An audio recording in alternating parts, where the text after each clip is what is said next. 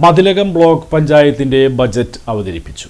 42 കോടി 62 ലക്ഷം രൂപ ചിലവും 42 കോടി 20 ലക്ഷം രൂപ ചിലവും 41 ലക്ഷം രൂപ മിച്ചവും പ്രതീക്ഷിക്കുന്ന ബജറ്റാണ് അവതരിപ്പിച്ചത്. പാർപ്പിട മേഖലയ്ക്ക് 1.48 കോടി, തൊഴിൽ മേഖലയ്ക്ക് 50 ലക്ഷം എന്നിങ്ങനെ പ്രാമുഖ്യം നൽകിയിട്ടുണ്ട്. തൊഴിലുറപ്പ് പദ്ധതിക്കായി 27 കോടിയും, പട്ടികജാതി മേഖലയ്ക്ക് 2 കോടി 20 ലക്ഷവും, സേവന മേഖലയ്ക്ക് 2 കോടി 74 ലക്ഷം രൂപയും, പശ്ചാത്തല മേഖലയ്ക്ക് 94 ലക്ഷം രൂപയും വകയിരുത്തിയിട്ടുണ്ട്.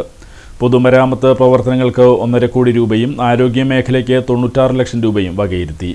Block panchayat president T K. Ramesh Babu അധ്യക്ഷത വഹിച്ച യോഗത്തിൽ വൈസ് പ്രസിഡന്റ് ശ്രീദേവി ദിനേശാണ് ബജറ്റ് അവതരിപ്പിച്ചത്. പ്രതികൂല സാഹചര്യങ്ങളും സാമ്പത്തിക ഞെരുക്കവും പദ്ധതി പ്രവർത്തനങ്ങളെ സാരമായി ബാധിക്കുന്നതിനിടയിൽ നമ്മുടെ വിഭവങ്ങളെയും നൈപുണ്യമുള്ള തൊഴിൽ സേനയെയും ഉപയോഗപ്പെടുത്തി സ്വയം പര്യാപ്തമായ ഒരു സമ്പദ് വ്യവസ്ഥ കെട്ടിപ്പടുക്കാൻ നമുക്ക് കഴിഞ്ഞിട്ടുണ്ട്.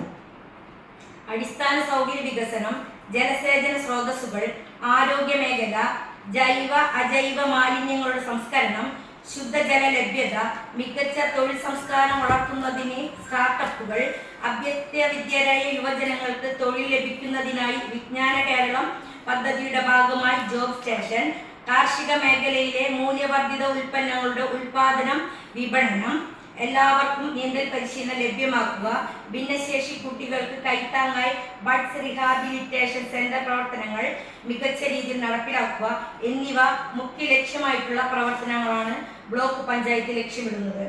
Block secretary K. Madhuraj, standing committee അധ്യക്ഷന്മാരായ P H. Niyas, A P. Snehalatha, K A. Shihab, block panchayat അംഗങ്ങൾ, ഉദ്യോഗസ്ഥർ തുടങ്ങിയവർ പങ്കെടുത്തു.